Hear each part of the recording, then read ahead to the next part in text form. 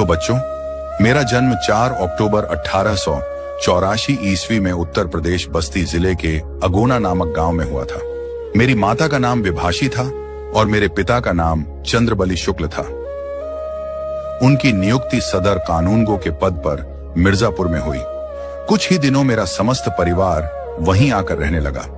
जिस समय मेरी अवस्था 9 वर्ष की थी, उनकी नियुक्ति सदर कानूनगो के पद पर मिर्जापुर में हुई। कुछ ही दिनों मेरा समस्त परिवार वहीं आकर रहने लगा। जिस समय मेरी अवस्था 9 वर्ष की थी, कुछ ही दिनी में मेरी माता का देहांत हो गया, जिसका मुझे बहुत दुख हुआ। मातृ सुख के अभाव के साथ साथ विमाता से मिलने वाले दुख ने मेरी व्यक्तित्व को अल्पायु में ही परिपक्व बना दिया। लेकिन अध्ययन के प्रति लग्नशीलता शुक्ल में बाल्यकाल से ही थी, किंतु इसके लिए अनुकूल वातावरण न मिल सका। मिर्जापुर के लंदन मिशन स्कूल से 1904 ईस्वी में स्कूल फाइनल परीक्षा FA उत्तीर्ण की। मेरे पिता की इच्छा थी कि मैं कचहरी में जाकर दफ्तर का काम सीखूं, किंतु मैं उच्च शिक्षा प्राप्त करना चाहता था।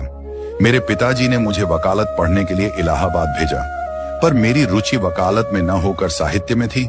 अतः परिणाम यह हुआ कि मैं उसमें अनुत्तीर्ण रहा। मेरे पिताजी के पिताजी ने उन्हें नायब तहसीलदारी का पद दिलाने का भी प्रयास किया था, किंतु उनकी स्वाभिमानी प्रकृति के कारण यह संभव न हो सका। मैंने 1903 ईस्वी से 1908 ईस्वी तक आनंद कादम्बिनी के सहायक संपादक का कार्य किया।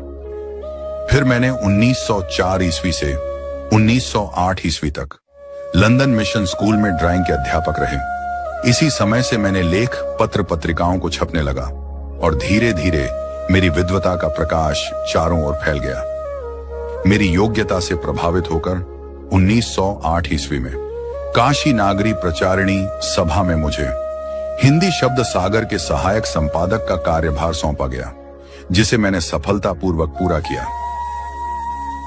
श्याम सुंदर दास के शब्दों में शब्द सागर की उपयोगिता और सर्वांग पूर्णता का अधिकांश श्रेय मुझको प्राप्त है।